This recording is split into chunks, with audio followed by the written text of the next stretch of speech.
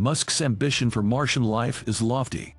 1 million people happily living and working on another planet within the next 50 years. To get there, he's taking the SpaceX Starship, which is a large stainless steel rocket ship that can lift off from a planet, sail into space, and return entirely intact. By instance, the Starship can transport 100 metric tons of cargo on each voyage, which is around 50 Tesla Model 3 automobiles.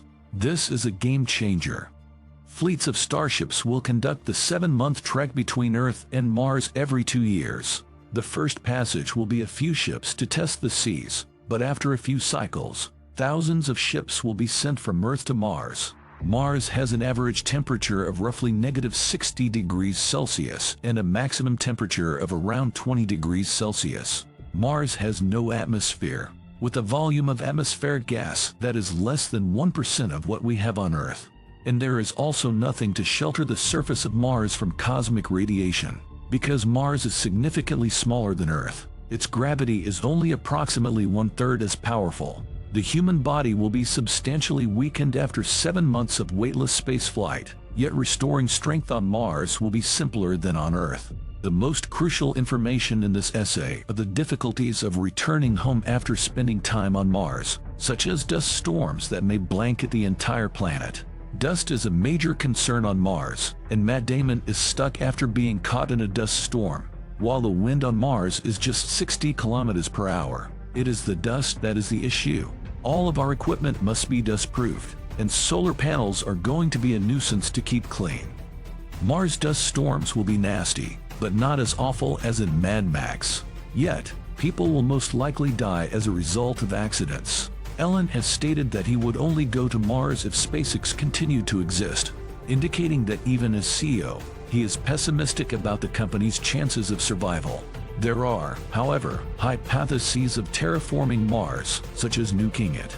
In August 2019, Elon tweeted in favor of his notion for terraforming Mars, and there is some science behind it.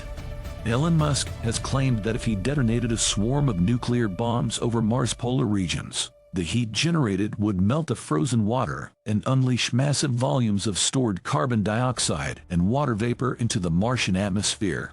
This would increase the density of Mars' atmosphere, perhaps triggering a greenhouse effect that would begin to warm the planet. Nevertheless, a research published in the Journal of Nature Astronomy in 2018 showed that there simply isn't enough carbon dioxide stored on Mars to produce considerable warming if it were released.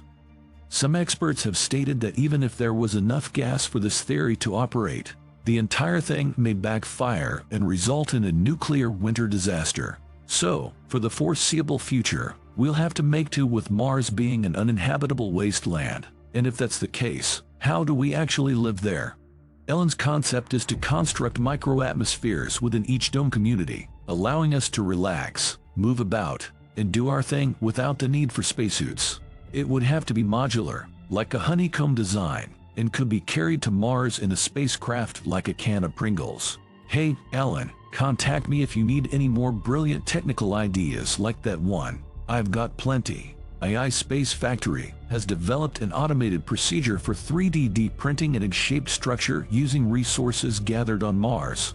The concept is to combine basalt with bioplastic to create a long-lasting construction material. Everything would be built vertically, with no hallways and only many floors. NASA has previously endorsed AI Space Factory by offering the business a $500,000 prize in their 2015 competition to uncover the most promising Martian building. Elon Musk is a big fan of tunnels, so if he gets his way, we could see some underground activity on Mars.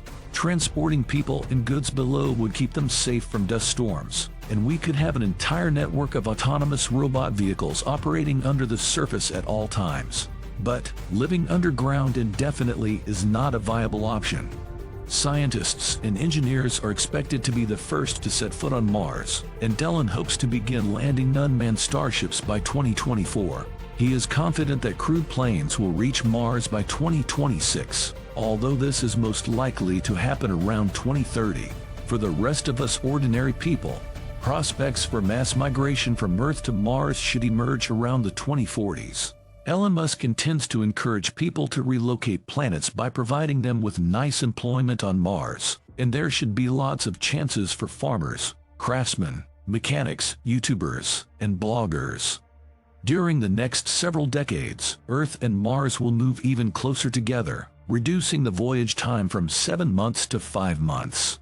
Many are looking at these gaps as prospects for a massive crossing in which large numbers of people may all move at the same time. By 2051, SpaceX should have produced hundreds of Starship spacecraft, and a legitimate metropolis on Mars should be ready for humanity to dwell in. This might be the moment when tens of thousands of people leave Earth to live on Mars, most likely for the rest of their lives. Yet, people born on Mars would have never seen Earth, which is a strange thought to consider. The Earth's gravity may crush their frail Martian body, which would be tragic. But it's insane to think about all of this. So let's stop the film here, since we can ramble on about anything and fantasize about Mars. So let us know about your theories about life on Mars in the comments below.